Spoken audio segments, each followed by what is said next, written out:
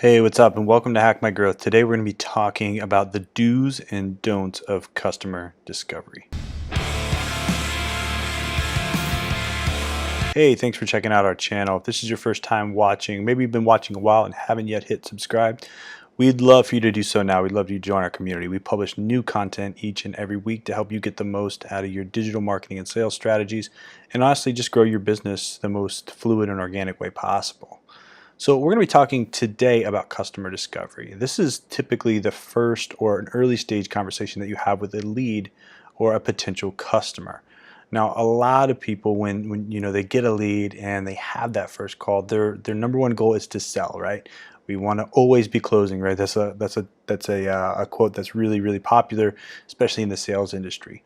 But the reality is customer discovery shouldn't be what we think it should be. We actually need to kind of switch our viewpoint on this. And this is something that I had to work very hard on. And as a result, it's helped me close better customers and help me stay away from bad fits for my company. So my name is Ryan Shelley. If you don't already know me, I'm the owner of Shelley Media Arts, or SMA Marketing. We're a digital marketing firm that focuses on organic visibility. We help businesses grow leads. We do inbound marketing and really SEO, and we help brands grow online. Just some of my credentials, we're a HubSpot agency, we're HubSpot Gold Partners, we're DataBox agency as well. We're big on data and using data to help us make decisions. We're a premier partner there, and I've worked in and been awarded a master certification in business intelligence. I've been in the search world since 2009. I really enjoy SEO and helping brands and people grow their organic visibility. And the thing that's really cool about SEO is you can actually generate a lot of high quality leads, but not all the leads that you generate are going to be perfect fits for your business. So let's talk a little bit more about customer discovery. What is the purpose of a discovery call or email conversation? That's a great question. Now, a lot of people think, well, it's discovering, is this customer, how can we close them, right? Maybe we're going to discover ways that we can do business with them. Well, those are all maybe part of a discovery call. The reality is the purpose of a discovery call is to disqualify the lead. Your goal is to do everything you can to find reasons why you actually shouldn't do business with this specific person. Now, you don't do it in a punk way or in a way that's not respectful, but really what you're doing is you're trying to do your homework to make sure that you don't bring on somebody who's not a good fit. If you can't disqualify them, they're probably going to be a great fit for your business. So that's the purpose of a discovery call. So how do you actually go about that? Let's talk about the interaction that you're going to have. Now, most of the time, this is going to be done through a telephone call, and I highly recommend that you use the telephone. Talk to people. Business is personal. When you have that conversation, you don't have to, put emotions behind their words like you would in an email. Use the phone. It's going to make this way easier for you. So the first thing you want to do is validate your research. You should be asking questions and making sure that that you have got an understanding of their organization, that you know who they are, that you know who the players in their organization are. It should be a red flag if you're talking to somebody at a low level at a company who doesn't have purchasing power. You probably shouldn't even be on that call with them. The only thing you should be doing then is saying, who can I talk to that can actually pull the trigger? Otherwise, you're really wasting your time and you're wasting their time because you can't do anything. They don't have the ability to actually make a decision. So you want to validate the research and get a better understanding of their organization and honestly their role in the organization. Then you're going to want to identify goals. You want to get deeper into their goals and kind of find why they want to work with you. What problems are they trying to solve, and what are some things that you can do to help them along immediately, right? If you are a good fit for them, what are these areas? And if they don't have goals, again, that might be a red flag for you, and saying these people don't really know what they want. That can be a very hard customer to work with. A customer who knows they have a problem but has no idea exactly what they want or even when they want it by. So make sure that you help them or you understand that they do have goals. That's going to help move the process along a lot faster. You want to be able to clarify pain points. Do they even understand what their pain points are? Where are they at in that buyer's journey? Sometimes, somebody comes in and they're feeling a pain, but they're not really sure what's causing the pain, or they may be trying to address the symptom and not the root cause of the pain. So you want to be able to hone in and find out what those setbacks are, what their pain points really are, and what is causing them not to achieve the goals that they want to achieve.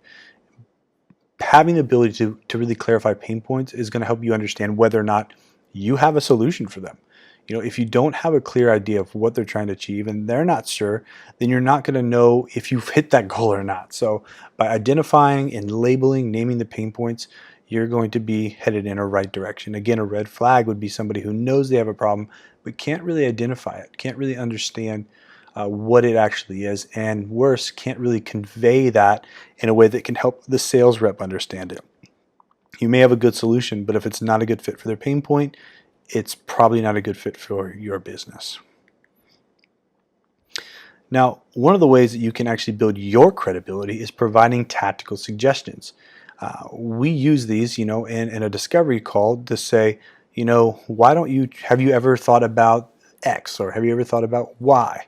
What if you used your blog to enable your sales team to get more content with a customer? I don't know. There could be a lot of ways that you could provide a suggestion depending on the product or service that you're offering. It shows that you value working with people and that you really help them solve problems, and you're not having them pay for anything, right? You're just kind of giving them some free advice. That, again, builds rapport, builds trust, and also listen to how they respond to that. Some people will say, hey, thanks, that was really great. But people who are maybe defensive, like when you give them some sort of advice or a tactical suggestion, or maybe act like they know it all, again, these are red flags that you might want to put up in the air if you're having this conversation, again, because you want to make sure that the people that you're closing are customers that are going to work for your business, as well as somebody that you're going to be able to provide value to. Some next steps is also really important. If a prospect maybe likes to see a demo or something, you want to nail those times on the discovery call then. So if it's a good fit, you want to set the meeting up for the next call, which would be that demo or that deeper discussion, right then on that call. Now, if they're not a good fit and you know it, you probably want to close the conversation right then as well and say, hey, this is really great.